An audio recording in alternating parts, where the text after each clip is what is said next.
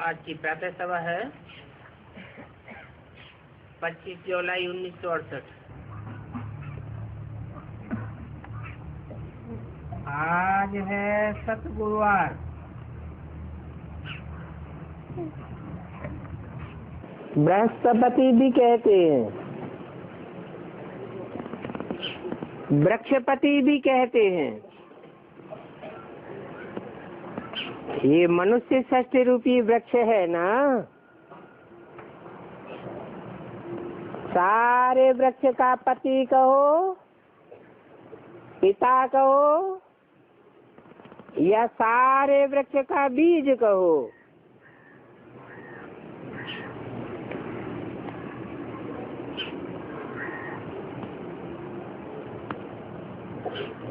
इनके नाम पर पड़ता है बृहस्पतिवार।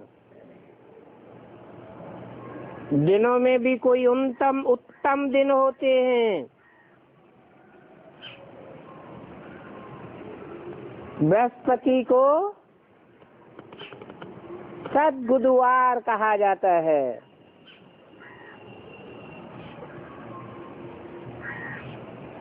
तो बृहस्पति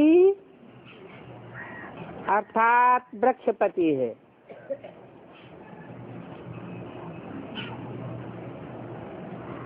बृहस्पति के दिन स्कूल में अथवा कॉलेज में बिठाया जाता है।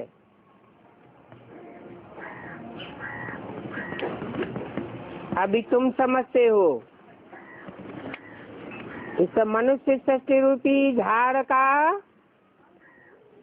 बीज रूप बाप है।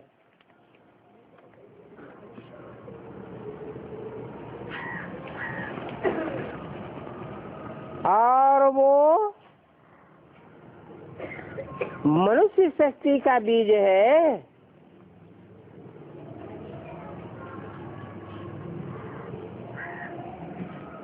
आत्माओं का बाप है शिव।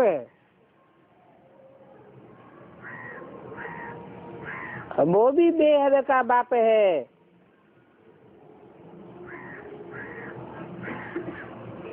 और झाड़ का बीज मनुष्य षष्ठी का बीज वो भी बेहद का बाप है।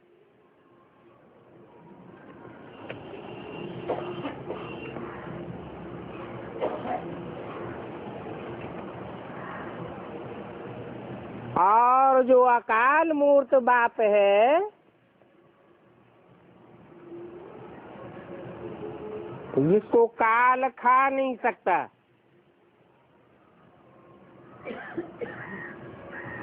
फिर भी वो मूर्त रूप है। मूर्त माने साकार, अमूर्त माने निराकार। मूर्त रूप होते हुए भी काल उसको खा नहीं सकता, इसलिए कहते हैं अकाल मूर्त।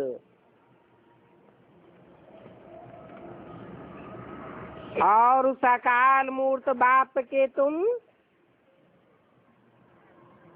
अकाल मूर्त बच्चे हो।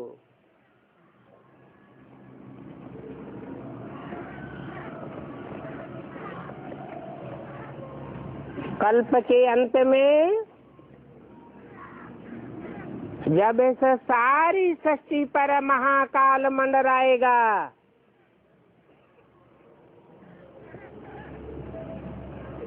चारों ओर मौत का बाजार लगेगा, तो तुम अकाल मूर्त बच्चे स्थायी रहेंगे। तुमको काल खा नहीं सकता।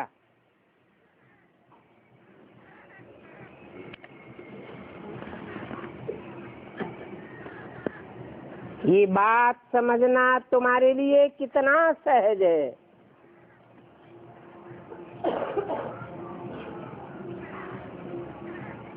और और धर्म की आत्माओं को तो काल खा जाएगा।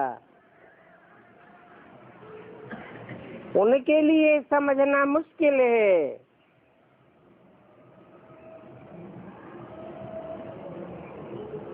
और तुम्हारे लिए भी मुश्किलात है सिर्फ याद की।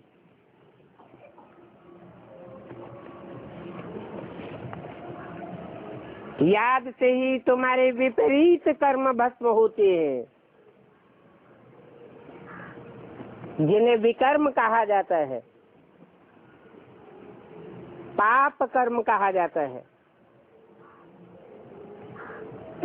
तुम्हारे पाप कर्म भस्म होते हैं तो तुम पतित से पावन बनते हो। इसमें ये माया इंटरफियर करती है और कोई बात में माया की लड़ाई नहीं होती। इस याद में ही लड़ाई होती है। अभी बात समझाते हैं। तुम बच्चों पर अविनाशी बेहद के बाप की दशा है।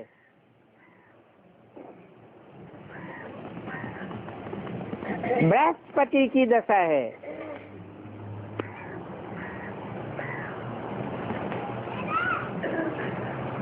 दशाएं होती है ना, ऊंच से ऊंच अच्छी से अच्छी दशा है बृहस्पति की दशा।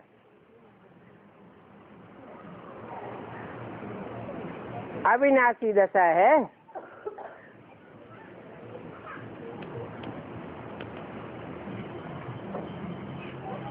कहते हैं कि विनाश काल में 9 ग्रह आपस में टकराएंगे तो जो बड़े से बड़ा ग्रह बृहस्पति है,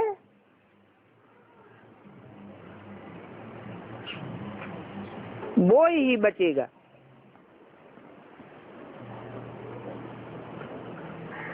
इसलिए कहते हैं कि तुम बच्चों पर अविनाशी बृहस्पति की दशा है। एक होती है हद की दशा और दूसरी होती है बेहद की।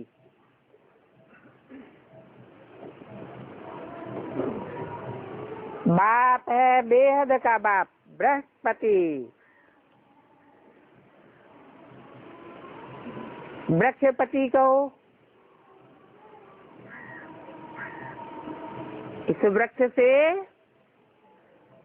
पहले पहले ब्राह्मण निकलते हैं।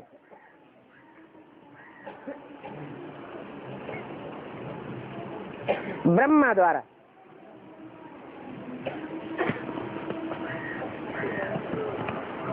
ब्राह्मण साकार होते हैं।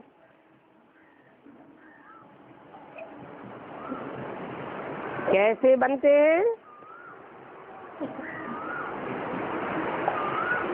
जिस तन में भी शिव बाप प्रवेश करते हैं उसका नाम ब्रह्मा रखते हैं। ब्रह्मा के मुख से जो ज्ञान सुन करके धारण करते हैं और दूसरों को कराते हैं वो ब्राह्मण कहे जाते हैं। ऐसे नहीं कि सारी सृष्टि विनाश हो जाती है। नहीं, तमो प्रधान शूद्र बन जाती है।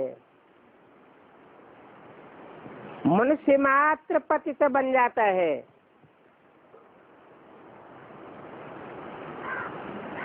तब ब्रह्मा के तन में प्रवेश करके शिव बाप ब्राह्मणों की रचना रचते हैं। बाप कहते हैं मैं वृक्षपति सत्य चित्त आनंद स्वरूप हूँ।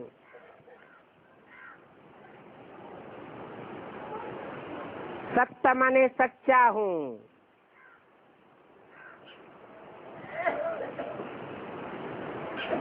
झूठे का नाम निशान नहीं।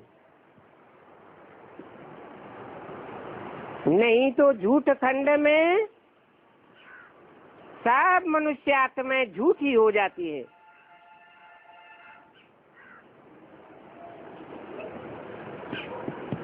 तब बाप आकर के प्रवेश करते हैं और सत्य बात बता करके सत्य युग की स्थापना करते हैं। एक है सत्य, बाकी सभी है असत्य। एक ही चित्त है, चैतन्य है, बाकी सभी की बुद्धि जर्जरीभूत हो जाती है।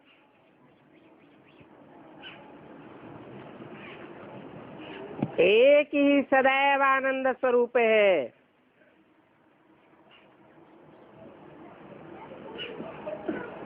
बाकी को दुख और क्लेश खा जाता है। इसलिए फिर उसकी महिमा गाते हैं। ज्ञान का सागर है, सुख का सागर है, शांति का सागर है।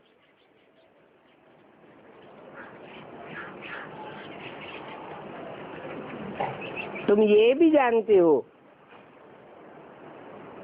सतयुग में सभी देवताएं शांति का, पवित्रता का, सुख का सागर होते हैं। उस समय भारत सुख, शांति, पवित्रता सभी का सागर था। संपत्ति का भी सागर था। उसको कहा जाता है विश्व में शांति। अभी तुम देवता नहीं हो, तुम तो ब्राह्मण हो।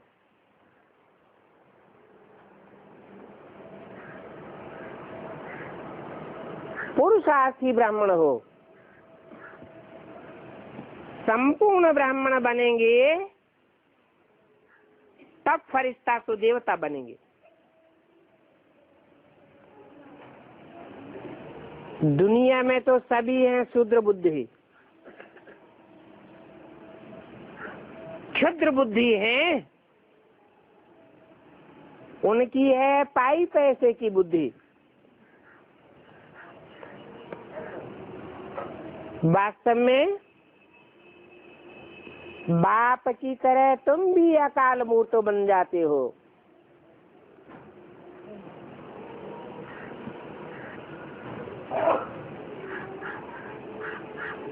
हर एक आत्मा अपने तख्त पर विराजमान है।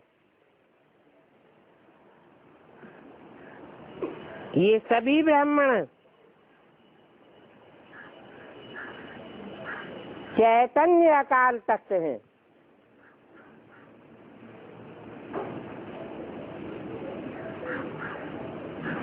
कहते हैं ना, कालों का काल महाकाल, जिसे कोई काल खा नहीं सकता।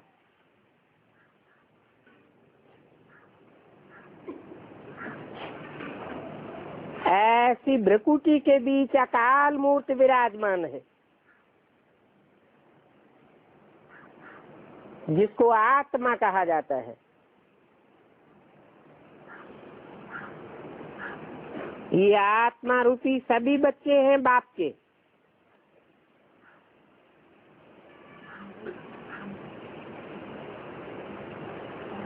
अभी तमो प्रधान हो गए तो वृक्षपति जो बीज रूप ज्ञान का सागर है उनको आना पड़े।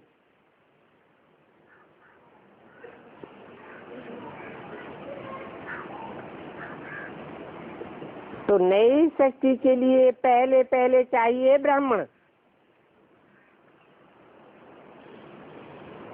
प्रजापिता ब्रह्मा की औलाद ब्राह्मण चाहिए ना।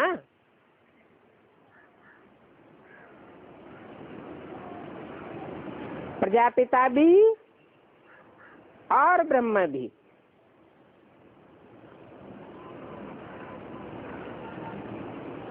ब्राह्मण मुख्य हैं मनुष्य सृष्टि में।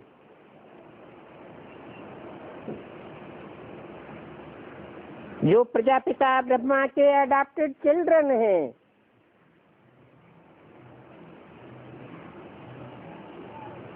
कोई गर्भ की पैदाइश नहीं है।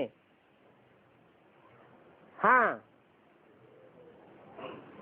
कोई मुख वंशावली है और कोई कुख वंशावली है। मुख वंशावली ब्राह्मण वो है जो ब्रह्मा के मुख की निकली हुई बातों को मानते हैं, मुरली को मानते हैं, धारण करते हैं और दूसरों को धारण कराते हैं। कुख वंशावली ब्राह्मण वो है जो मुरली की बातों पर तो ध्यान नहीं देते। मुरली मुख से निकलती है ना, मुख की बातों पर ध्यान नहीं देते, लेकिन गोद याद आती रहती है। कुख कहा जाता है गोद को। कुख कहो, कोख कहो, तो जरूर ब्राह्मण भी नंबरवार हैं। तुम मुख वंशावली हो,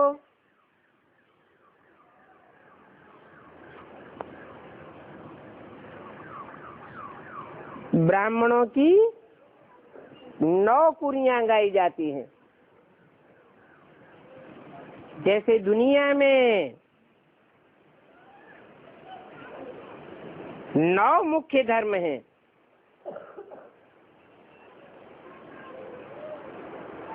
जब बाप आते हैं तो हर धर्म तमो प्रधान बन जाता है। तमो प्रधान धर्म में से अच्छे अच्छे कर्म करने वाली श्रेष्ठ आत्माओं को बाप आकर के उठाते हैं, ब्राह्मण बनाते हैं।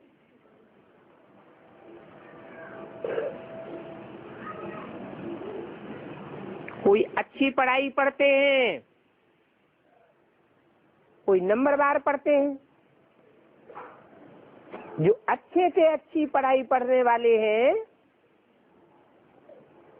वो मुखवंशावली, सूर्यवंशी, चंद्रवंशी कहे जाते हैं।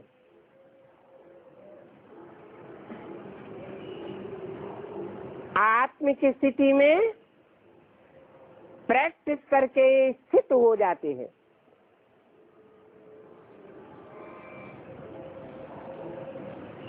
जो और धर्मों से खिंच करके आत्माएं आती हैं, जैसे इस्लामी, बौद्धी, क्रिश्चियन आदि,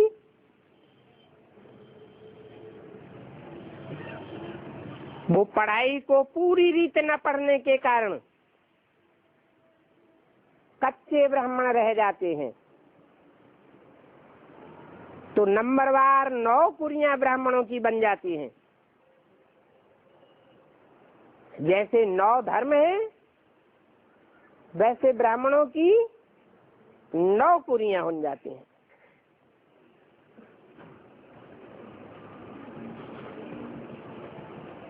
तो जरूर कहेंगे कि ब्राह्मणों को जन्म देने वाला ब्रह्मा चाहिए।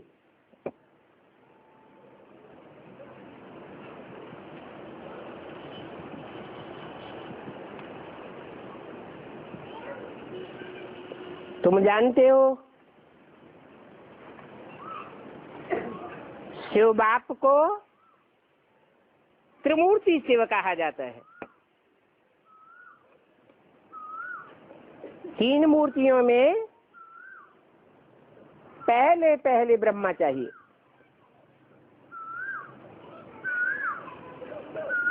फिर है दूसरी मूर्ति शंकर। ब्रह्मा द्वारा ब्राह्मण धर्म की स्थापना। जो फेलियर होते हैं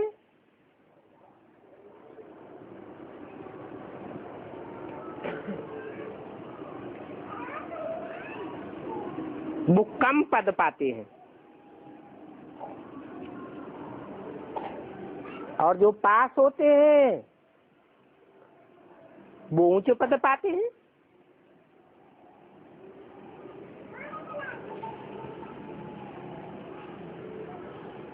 ब्रह्मा की गोद में सब प्रकार के ब्राह्मण पलते हैं।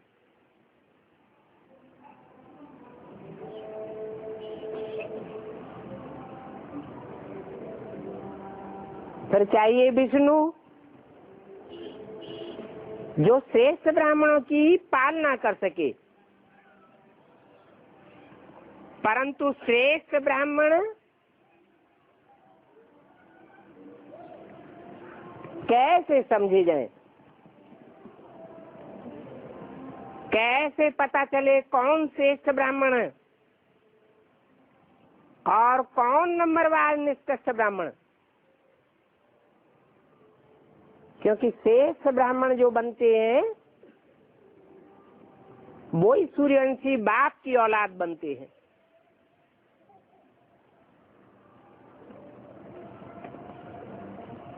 सूर्य के ही प्रकाश में पलते हैं, और धर्म पिताओं का उनके ऊपर कोई असर नहीं होता, और औरों की बातों के प्रभाव में नहीं प्रभावित होते।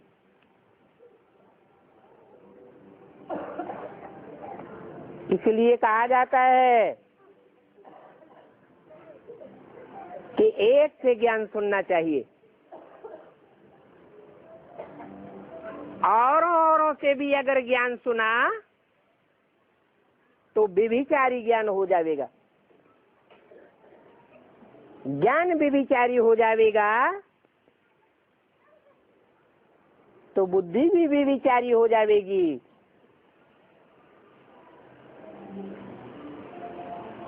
ब्राह्मण भी नीची कोटि के बन पड़ेंगे।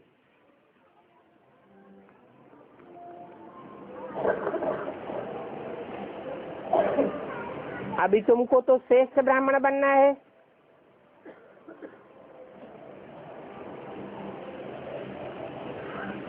नई नई दुनिया में जाना है। नई दुनिया में जाने के लिए बाप अंत तक नित्य नया ज्ञान सुनाते हैं।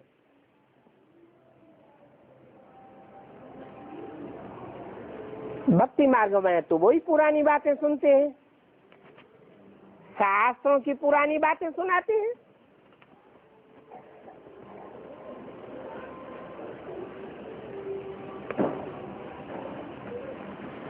अभी तुम बच्चे ऊंचे से ऊंचे बाप की औलाद बनते हो।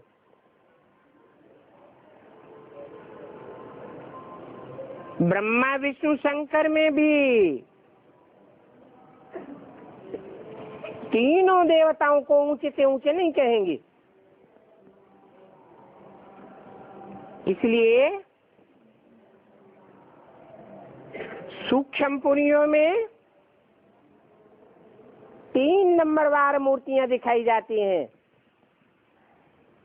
ब्रह्मापुरी, उससे ऊपर विष्णुपुरी, और सबसे ऊपर शंकरपुरी। क्योंकि शंकर ही ऐसा देवता है,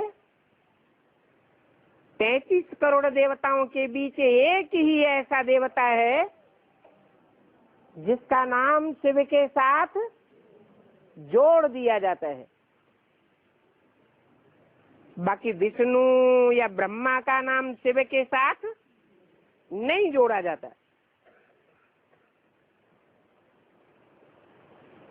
तो तुम बच्चों को बाप बहुत अच्छी रीति समझाते हैं। जैसे बायजोली खेलते हैं ना, इसका भी अर्थ समझाया है। बीज रूप है शिव बाबा, बीज बाप को कहा जाता है। फिर है ब्रह्मा, नाम ही है ब्रह्मा। ब्रह्मा ने बड़ी, माँ माने माँ।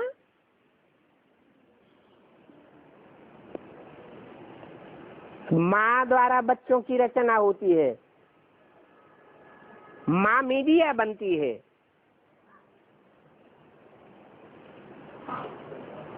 माँ धरणी है,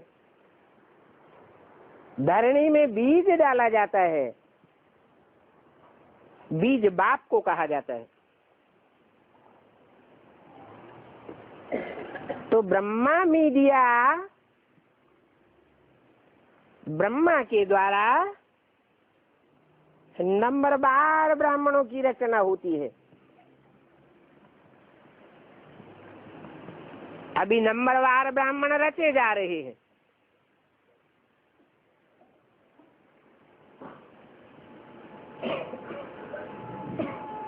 एडवांस में नंबरवार बीजों की रचना हो रही है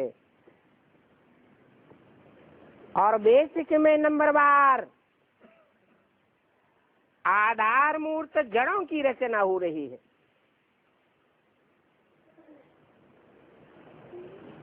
बीज से ही जड़ें निकलती हैं।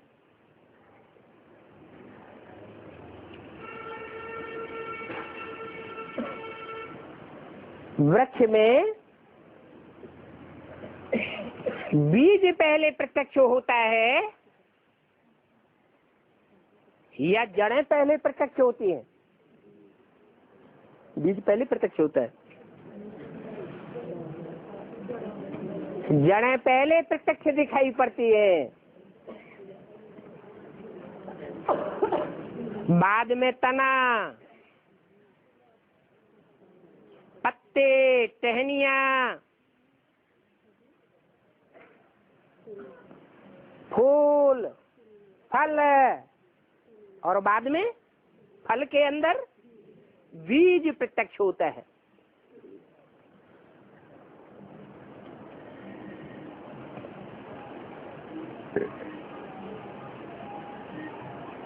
इस मनुष्य सृष्टि झाड़ में भी बीज पहले पहले अपने को वृक्ष से डिटैच कर लेता है। फल पक जाता है तो बीज फल से जुड़ा रहता है या अलग हो जाता है? अलग हो जाता है।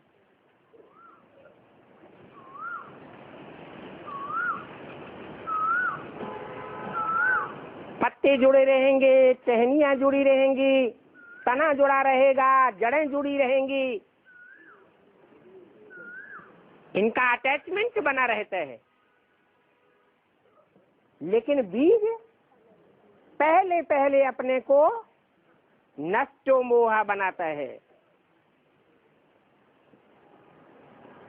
ये बीज रूप स्टेज की निशानी है। इसलिए बाप कहते हैं अपन को आत्मा समझो। आत्मा बीज है।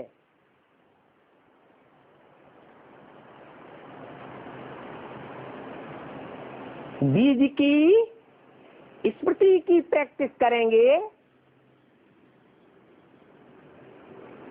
तो जल्दी से जल्दी नष्टो मोहा डिटैच हो जाएंगे।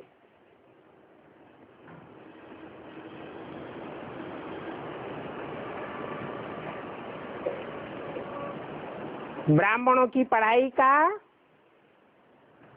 अंतिम लक्ष्य ही है नष्टो मोहा स्मृति लब्धा। कौन सी स्मृति लगातार बनी रहे, निरंतर बनी रहे, सहज बनी रहे? कौन सी स्मृति? मैं आत्मा हूं।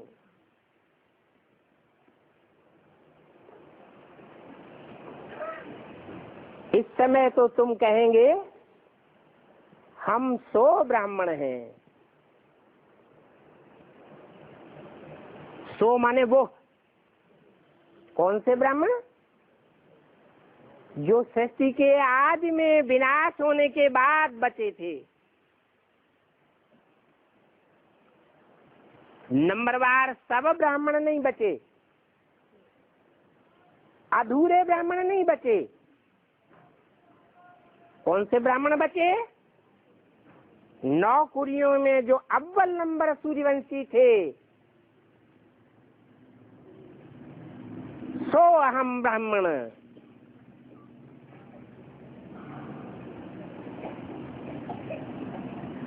फिर 100 देवता बनेंगे, और देवता भी सम कला के देवता बनेंगे या 16 कला संपूर्ण बनेंगे? 16 कला संपूर्ण बनेंगे। कम जन्म लेने वाले बनेंगे या पूरे 84 जन्म लेने वाले बनेंगे? पूरे 84 जन्म लेने वालों को ही पक्का देवता कहा जाता है। बाकी जो आत्माएं परम धाम में पड़ी रहती है, बाद में उतरती है, उत्तरोत्तर बाद में, वो कम जन्म लेने वाली होती है, उत्तरोत्तर कम कलाओं वाली होती है, बाद में आने वाले धर्मों में कन्वर्ट होने वाली होती है। नंबरवार कच्ची आत्माएं हैं।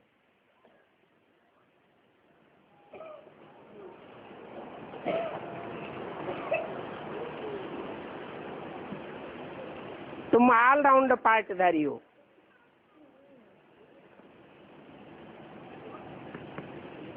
तुम इस सृष्टि रूपी रंगमंच के पक्के अनुभवी पार्टधारी हो।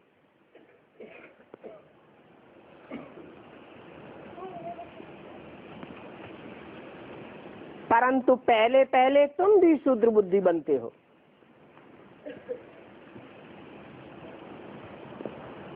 अल्प बुद्धि को शूद्र बुद्धि कहा जाता है।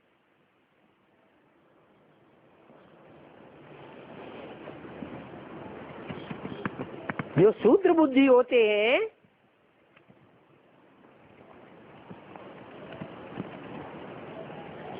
अल्प बुद्धि होने के कारण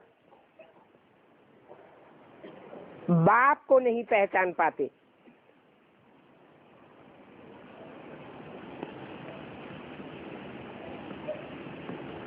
परंतु बाप ही आकर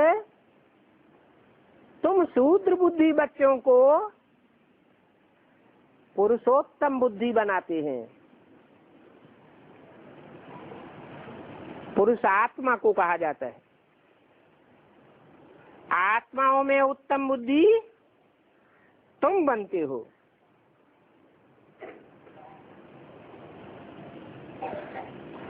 तुम बाप को पहले पहचानते हो।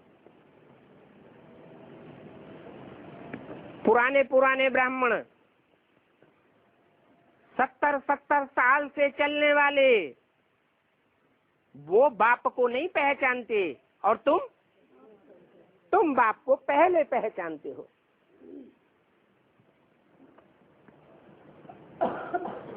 तो क्या कहेंगे, क्षुद्र बुद्धि या उत्तम बुद्धि? उत्तम बुद्धि कहेंगे। इसलिए तुम नर से नारायण और नारी से लक्ष्मी जैसे बनते हो। बाप ही हीरे जैसा पारस बुद्धि बनाते हैं।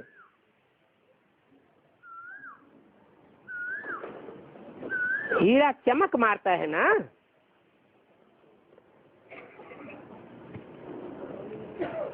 तुम भी इस दुनिया में ज्ञान की चमक मारते रहेंगे। जैसे 9 लाख सितारे आसमान में गाए जाते हैं, सितारे रात में चमक मारते हैं ना, ऐसे तुम भी जब दुनिया में विनाश बरपा होगा, तुम ज्ञान की चमक मारते रहेंगे। वो हैं आसमान के जड़ सितारे और तुम हो धरती के चैतन्य सितारे। ऐसे सितारे बनते हो जो पारस बुद्धि बन जाते हो। जैसे पारस पत्थर का गायन है ना, जहां जहां लोहे से स्पर्श किया जाता है तो कहते हैं लोहा भी सोना बन जाता है। वास्तव में ये तुम्हारा गायन है। दुनिया की तमो प्रधान गलीज आत्माएं जो भी तुम्हारे संसर्ग में आती है, संपर्क में आती है, संबंध में आती है, तुम्हारे नजदीक पहुंचने मात्र से ही वो श्रेष्ठ बुद्धि बन जाती है। उनको बाप की पहचान हो जाती है। इसलिए बाप तुमको कहते हैं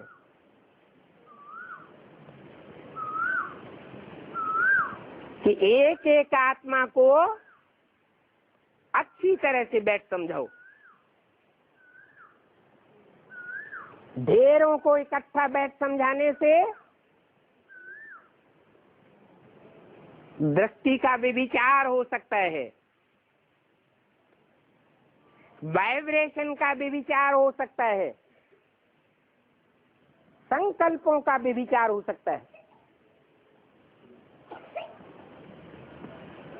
ढेर के ढेर बैठे होंगे सुनने वाले, उनमें से एक कौआ होगा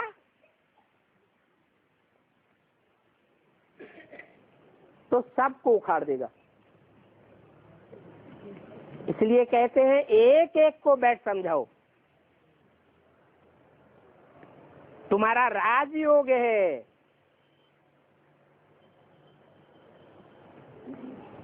राजयोग,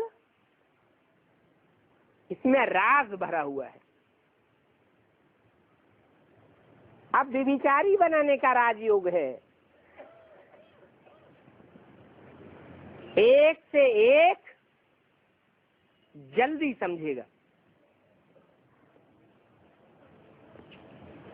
कोई भी प्रकार का व्यभिचार पैदा न होने पावे, तो शेष आत्माएं निकलेंगी।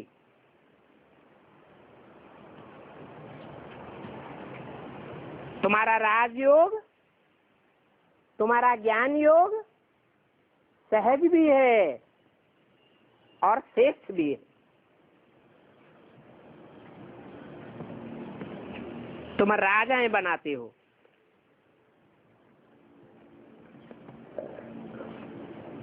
राजा बनाने और बनने की कला बाप तुमको सिखाते हैं।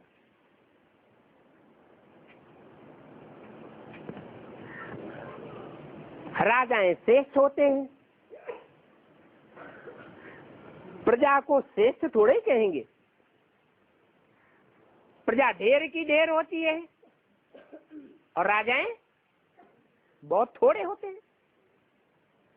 श्रेष्ठ थोड़े होते हैं और निश्रेष्ठ ज्यादा होते हैं। तो तुम राजाएं तैयार करते हो, वो ब्राह्मण तो ढेर की ढेर हुजूम इकट्ठा करते हैं। जैसे भक्ति मार्ग में गुरु लोग ढेर का ढेर मजमा लेकर के लाखों को बैठ जाते हैं। बैठ के उपदेश देते हैं। राजा तो कोई बनता ही नहीं,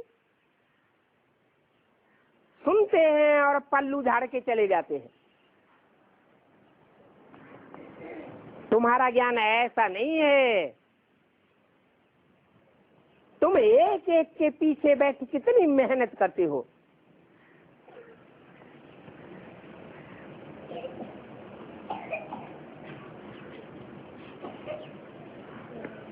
तो प्रदर्शनी करते हैं, एक ही प्रदर्शनी में एक ही दिन में कितने ढेर बैठ करके सुनते हैं। उससे प्रजा बनती है।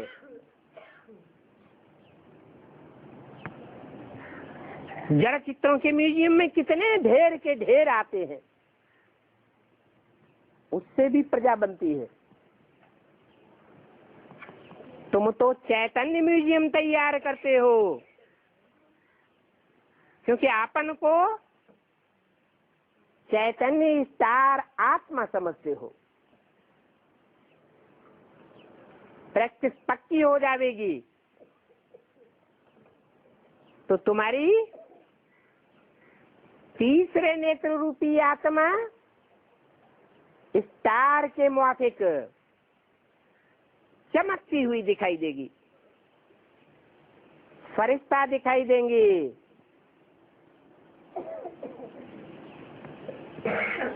तुम्हें बोलने की भी दरकार नहीं पड़ेगी इतनी। तुम्हारी शक्ल को देख करके ही उनकी स्थिति फरिश्ते जैसी बन जाएगी।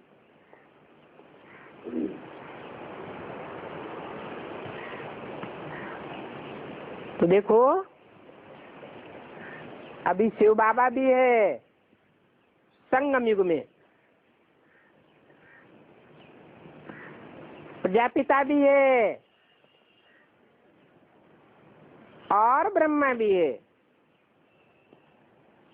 एडाप्टेड बच्चे भी सामने बैठे हुए हैं।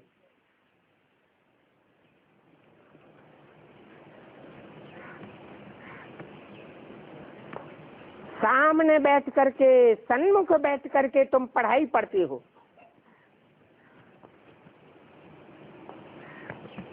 अंदर से भी सन्मुख और बाहर से भी सन्मुख।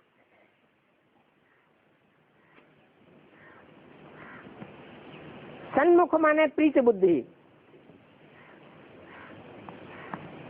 विमुख माने विपरीत बुद्धि। सामने बैठे भी अगर कोई के विपरीत संकल्प चलते हो, बाप में अनिश्चय के संकल्प चलते हो,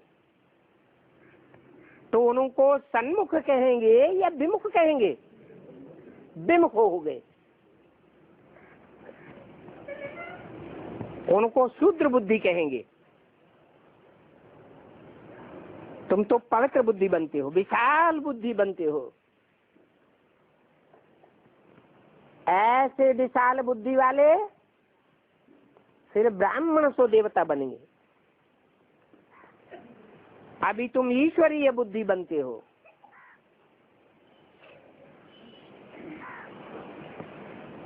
ईश्वर क्यों कहा जाता है?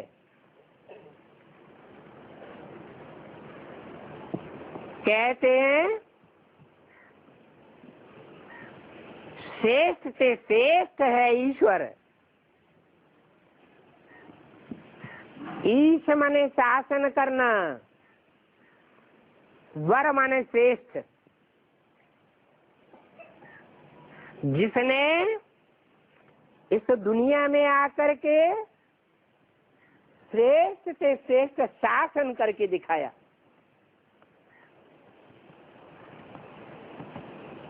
और मनुष्य राजाओं ने भी शासन किया,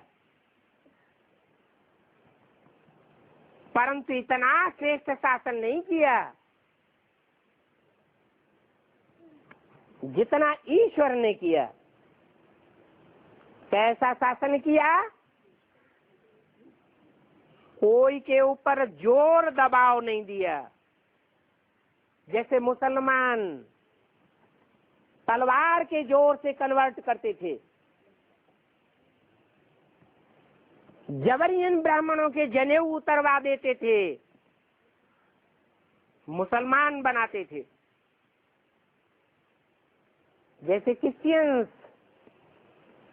पैसे का लोभ दे करके, धन का लालच दे करके क्रिश्चियन बना लेते थे, अथवा मुसलमान और क्रिश्चियन दोनों ही हिंदुओं के शास्त्रों की और देवताओं की बुराई करके, ग्लानि करके, हिंदू से कन्वर्ट करके अपने धर्म में कन्वर्ट कर लेते थे। ईश्वर आते हैं तो ऐसा कुछ नहीं करते, ग्लानि कोई की नहीं करते हैं। हाँ, इतना जरूर है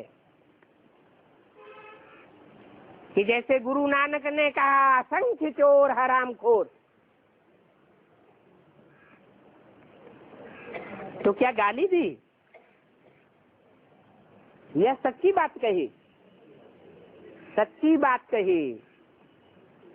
इस दुनिया में 7 चोर हैं।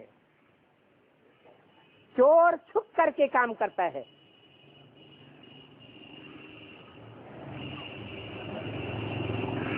जैसे 7 भिखारी हैं, छुप करके विकार भोगते हैं। 7 चोर हैं। सतयुग में देवताओं को चोर थोड़े ही कहेंगे। देवताएं तो शेष इंद्रियों का सुख भोगने वाले होते हैं। शेष इंद्रियों के आकर्षण से, शेष इंद्रियों के प्यार से संतान पैदा करते हैं। उसमें कोई लज्जा की बात नहीं है।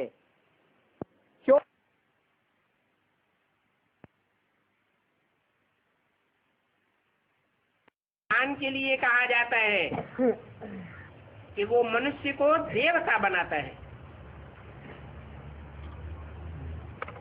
कोई धर्म पिता मनुष्य को देवता बनने का ज्ञान नहीं देता।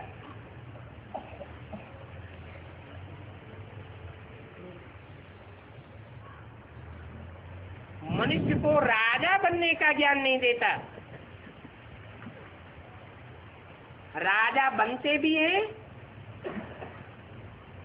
तो भिखारी राजाएं बन पड़ते हैं। वो राजाएं राजा बन करके अहंकार में आकर के कितना दुख देते हैं। ईश्वर ऐसा राजा नहीं बनाता। बाहुबली नहीं बनाता। ईश्वर आते हैं तो एक एक बच्चे के दिल पर शासन करते हैं, दिल को जीतते हैं। और दिल को जीतना, दिल के ऊपर शासन करना, ये प्यार के सागर का ही काम है। नहीं तो 70 साल हो गए ईश्वरीय ज्ञान सुनते सुनते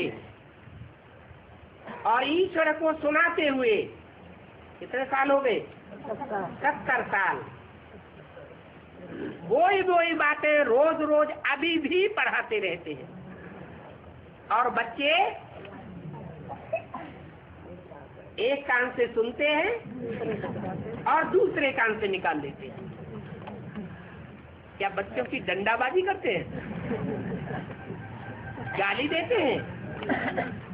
नहीं, अब तक भी बच्चे बच्चे कह करके प्यार से पढ़ाते। तो अभी तुम बच्चे ईश्वरीय बुद्धि बनते हो। तुम किसी प्रकार का बाहुबल नहीं दिखाते हो। भगवान पढ़ाई पढ़ाते हैं तो कोई प्रकार का बाहुबल प्रयोग नहीं करते बच्चों के ऊपर, प्यार से बैठ समझाते। देखो ईश्वर में जो गुण है वो दिल को जीतने के गुण तुम बच्चों को भी देते हैं, तुमको भी कहते हैं कि कोई के ऊपर जोर जबरदस्ती दबाव डाल करके ज्ञान नहीं सुनाना है। ज्ञान की बातों को धारण करने के लिए जोर जबरदस्ती नहीं करना है। क्या करना है? प्यार से सुनाते रहना है, सुनाते रहना है। पता नहीं कब कौन सा ज्ञान का पॉइंट उनकी बुद्धि में घर कर जाए, बैठ जाए।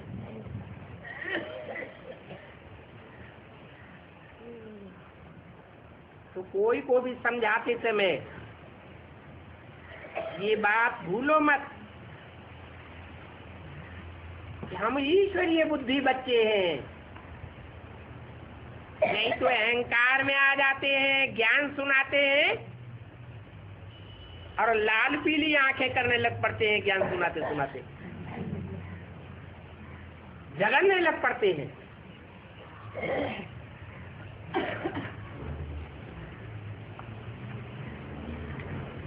भगवान सुख दाता है, सुख का सागर है। ज्ञान सुनाकर हमको सुखी बनाने के लिए आए हैं या दुखी बनाने के लिए आए हैं? दुखी बनाने के लिए आए हैं, आनंद देने के लिए आए हैं।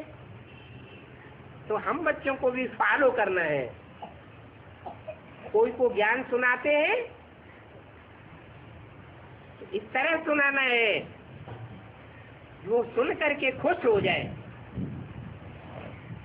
हमारे ज्ञान देने का तरीका अगर ऐसा होगा जो उसको अनुभव करे, अनुभव होने लगे, ये तो फूल बरसाते।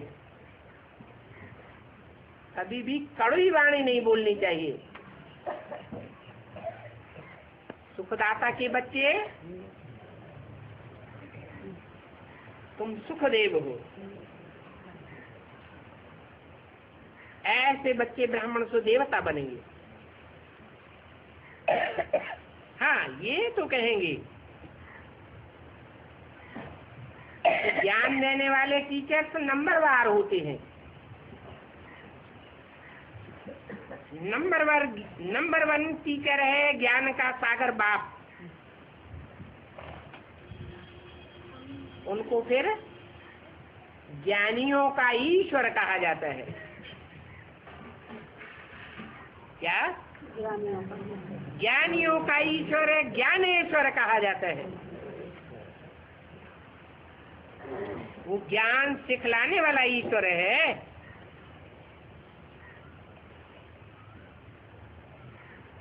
ऐसे ज्ञान से होती है सद्गति।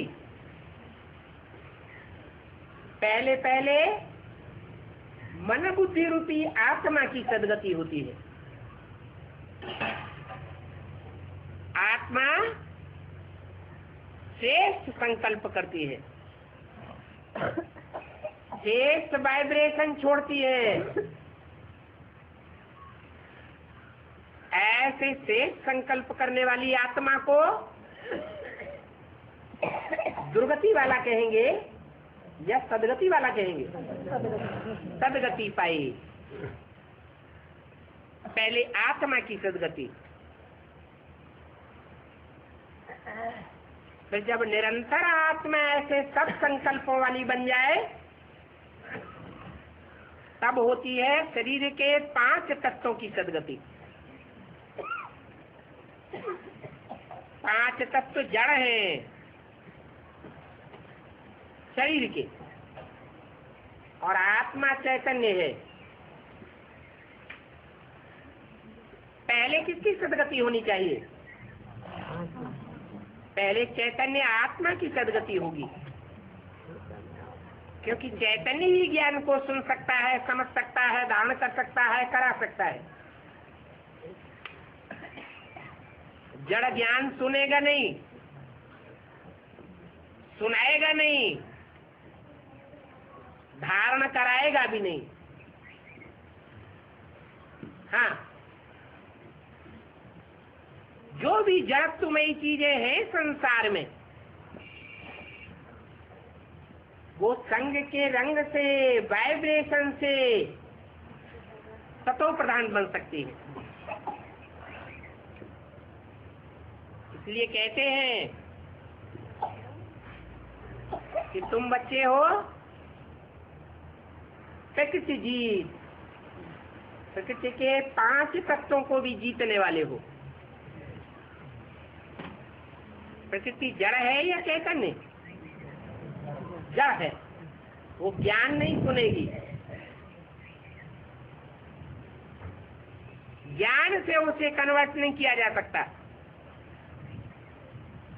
कैसे कन्वर्ट होगी? याद से। याद माने स्नेह है, याद माने सच्चा दिल का प्यार। मनुष्य आत्माओं में भी कोई आत्माएं होती हैं, ज्ञान नहीं सुनती हैं, लेकिन प्यार में पागल हो जाती है, प्यार से उठती है, ज्ञानी बनती है, ब्राह्मण बन जाती है। कि सब ज्ञानी होते हैं, कोई ज्ञान से आकर्षित होते हैं और कोई प्यार से आकर्षित होते हैं।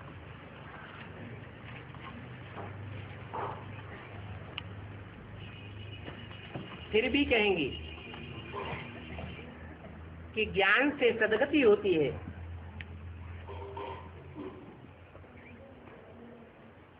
सद्गति करने के लिए ईश्वर का ज्ञान जरूर चाहिए। पतितों को पावन बनाते हैं ज्ञान से और योग से। योग से सारी दुनिया पतित से पावन बनती है। जो पशु पक्षी हैं, कीड़े मकोड़े हैं, ये आत्मा है या नहीं है? ये भी आत्मा है, परंतु ये ज्ञान नहीं सुन सकते, क्योंकि जड़त्वमयी बुद्धि है।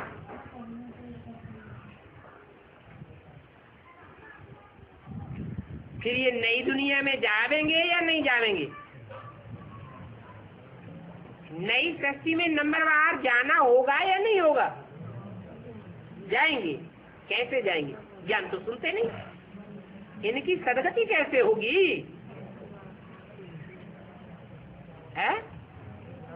याद से सद्गति होगी। याद से वाइब्रेशन बन जाता है।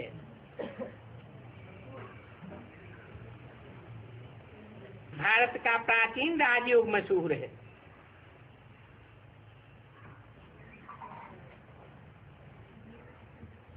प्राचीन राजयोग से आयरन एज से गोल्डन एज बनी थी। आयरन एज है कलयुग में, सतयुग में होती है गोल्डन एज। ये भी समझाया है कि योग 2 प्रकार का है। एक है हठ योग और दूसरा है राजयोग। उन मनुष्य गुरुओं का है हठ योग और तुम्हारा है राजयोग। उनका हठ योग हद का है, हद का घर बार छोड़ते हैं।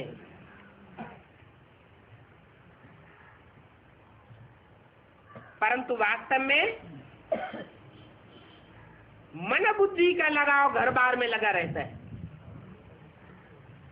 मन बुद्धि से नहीं छोड़ पाते। और तुम इस स्थूल में घर बार नहीं छोड़ते हो, लेकिन मन बुद्धि से तुम्हारा लगाव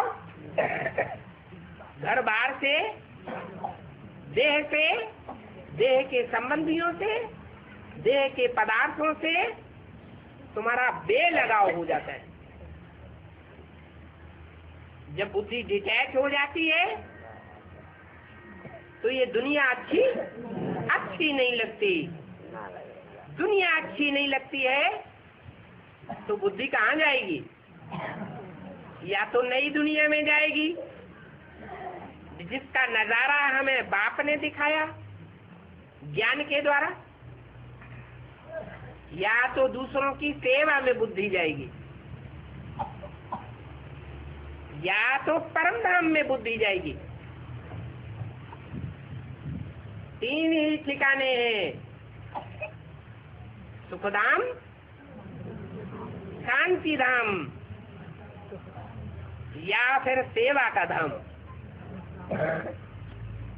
अभी तुम साफ सेवाधारी हो तो तुम हो बेहद के सन्यासी और वो है हद के सन्यासी।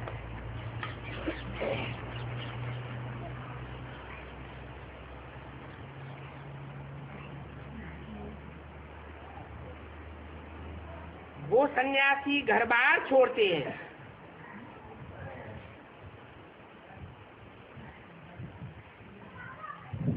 दुनिया को दिखाने के लिए, तो उनमें कितना अहंकार आ जाता है। घड़ी घड़ी कहते हैं हमने घर बार छोड़ा है।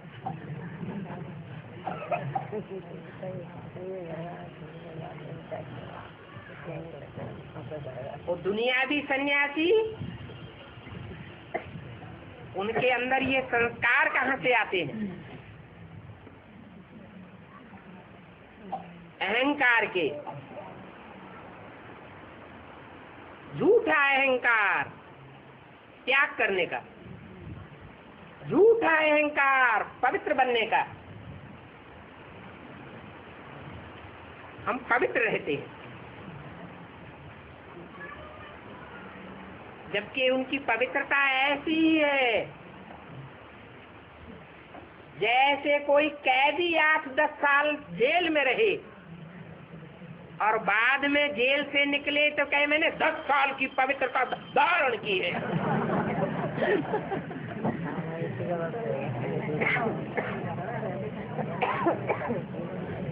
अरे तुम तो कैदी रहे।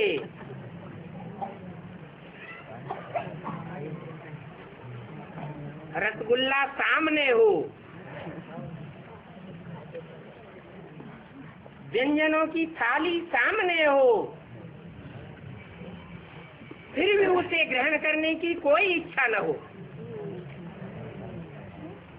उसको कहेंगे सच्चा त्यागी।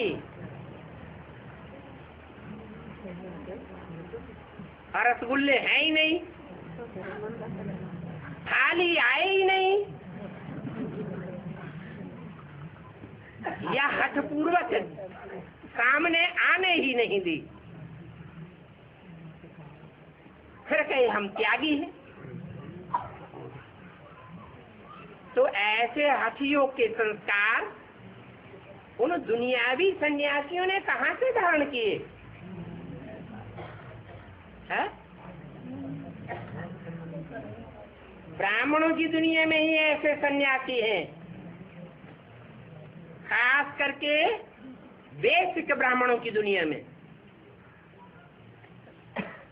जो घरघाट छोड़ करके बैठे तो हुए हैं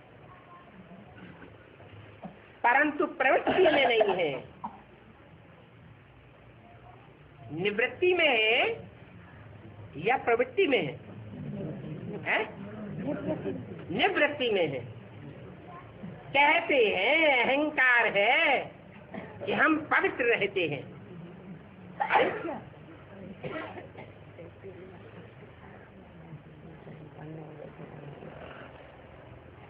पवित्र कैसे रहते हैं? पति पत्नी दोनों इकट्ठे हों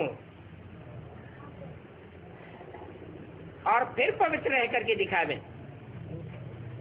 तो कहेंगे पवित्र। फिर कहते हैं हमारी तो बेहद की गृहस्थी है, हद की गृहस्थियों से हमारा मेल नहीं किया जा सकता, हमको टैली नहीं किया जा सकता। बाप भी कहते हैं मैं जब आता हूं तो बेहद की गृहस्थी बनाता हूं।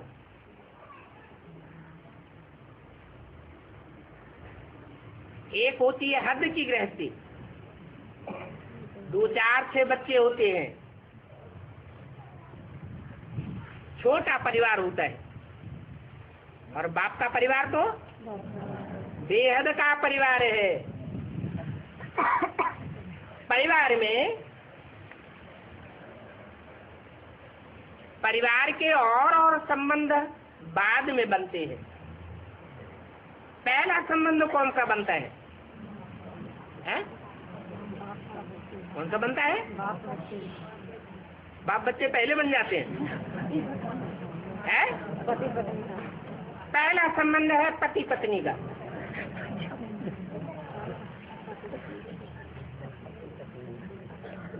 तो बाप बेहद का बाप है। बेहद का बाप आकर के कहते हैं तुम 7 सीताएं हो, तुम 7 द्रौपदियां हो, तुम 7 पार्वतियां हो। राम भगवान है एक, और इस बेहद के परिवार में बाकी तुम सब सीताएं हो। ये हुई बेहद की गृहस्थी। और प्रैक्टिकल में होती है या हवा में बाप तैरता है और पत्नियां साकार में होती हैं। उसको गृहस्थी कहेंगे? नहीं कहेंगे। बाप भी प्रैक्टिकल में, और बेहद का परिवार और बेहद के संबंध भी प्रैक्टिकल में होते हैं।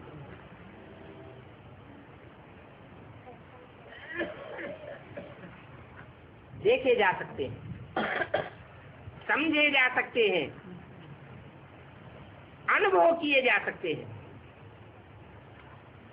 जैसा कहना कि हम तो घर गृहस्थ में रहते हैं, इसलिए मुरली में पूछा, मुरली में प्रश्न किया गया। वो ब्राह्मण कहते हैं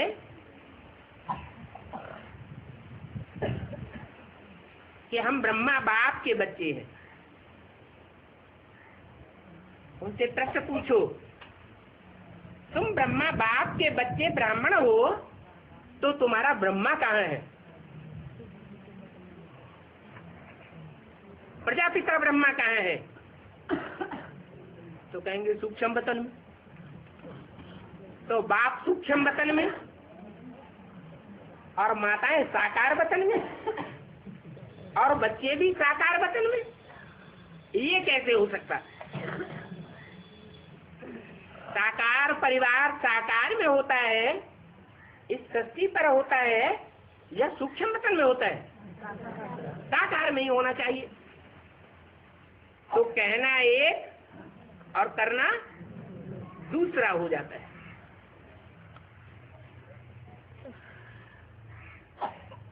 ब्राह्मणों की तो कथनी और करनी एक होनी चाहिए।